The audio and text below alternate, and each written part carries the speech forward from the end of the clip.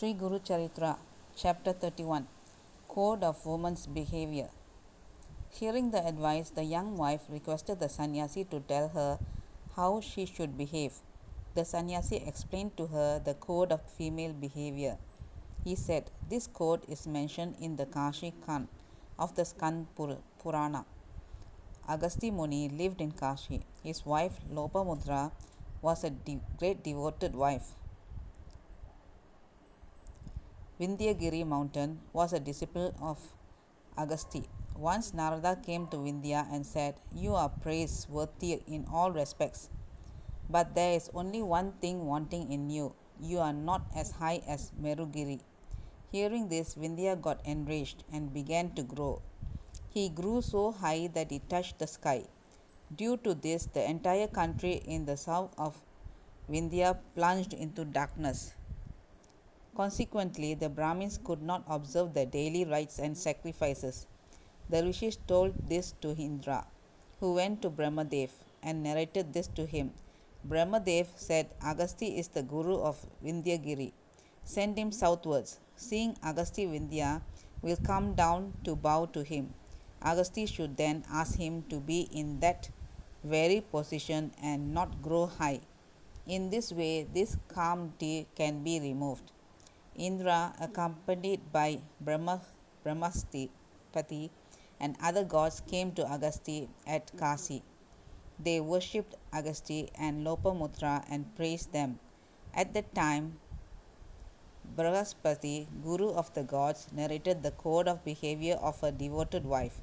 He said, "Arundhati, Savitri, Anasuya, Lakshmi, Parvati, Chandrarupa, Menaka, Suniti, Sandhya Devi, Suryakanta, Swaha Devi have all been devoted wives.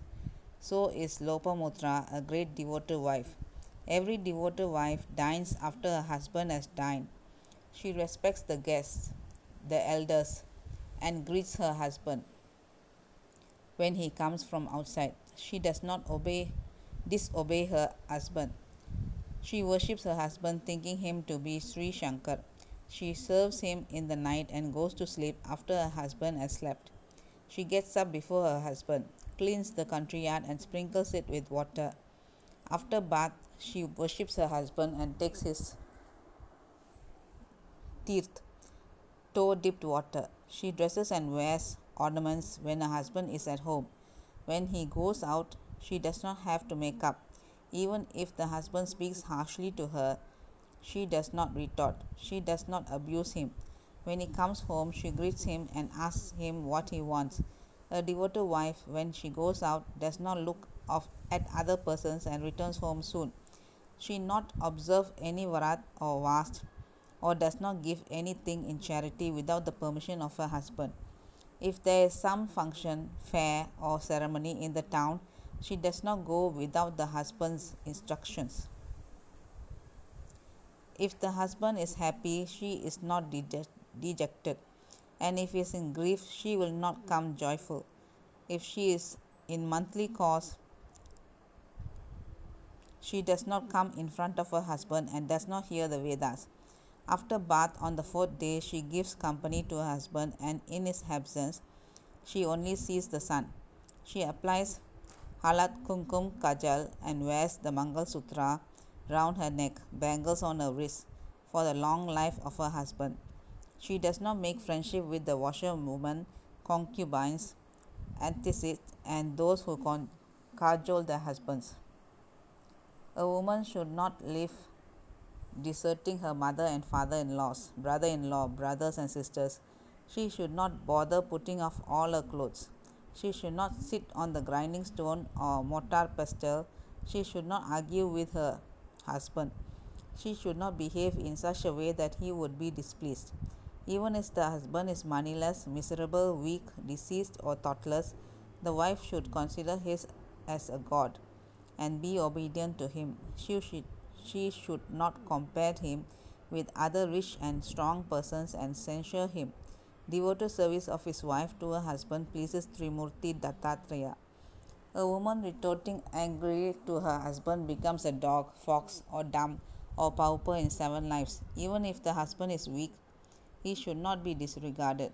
She should not speak loudly or laugh in the presence of the elders. She should not look towards other persons with lust. If she does so, she is degraded morally. A husband is the soul of his wife.